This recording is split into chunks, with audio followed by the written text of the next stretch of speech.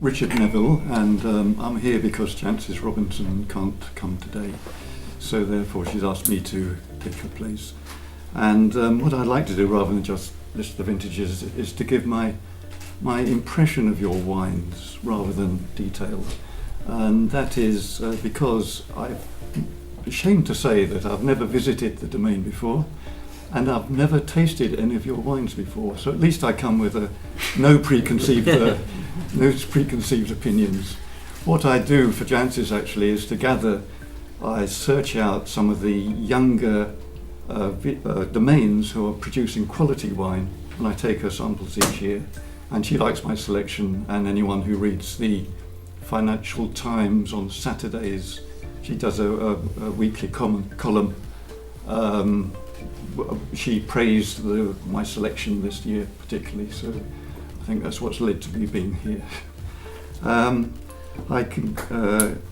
found your wine completely unique. I don't think I've tasted any Languedoc wine remotely similar, and I don't know if they exist at all. And I congratulate you on creating a wine which has probably got interest for almost everybody, whatever their taste, somewhere in your wines. I find the wines are roughly, just a summary, is full-bodied complex wines, after some bottle aging, that is, with plenty of interest for everyone.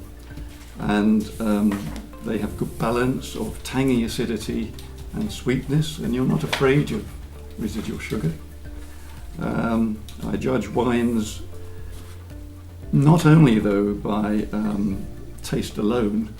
What I include, or tend to include, is the impression of the domain and what's going on as well.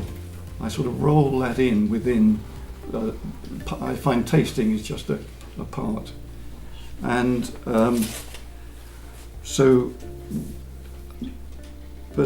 what I find is that you have more than just a taste in wine. Your domain is you have respect for the nature, deep respect for the nature. You like and the living soil, and your vines. You let nature do the work where it can. You place quality before and the environment before searching higher profits. You have a community spirit, a sort of caring, sharing community spirit here, and you are also in a natural paradise of perfection here. So also you're in pursuit of quality, a quality wine, a wine which will both age, but not only age, but improve with age and develop. I therefore applaud your beliefs, and also the fact that you've stood by these original beliefs of your father. So, if you want one word for me to describe your wines, it would be your wines have soul. That's âme in French. And since I'm the last here in line, I just got one thought I might like to leave you all with, and that is that there's a lot of research going on in how we taste wine at the moment. And for example, they're finding that we have more taste buds than sweet, sour, salt and bitterness, and they keep discovering different taste buds at the moment. The aromas that we sense are different by our nasal receptors if they enter through the nose than if they enter through the mouth. Another result is that if our bodies are calling for something subconsciously, like if they need salt, then minerality in a wine will taste more attractive to us.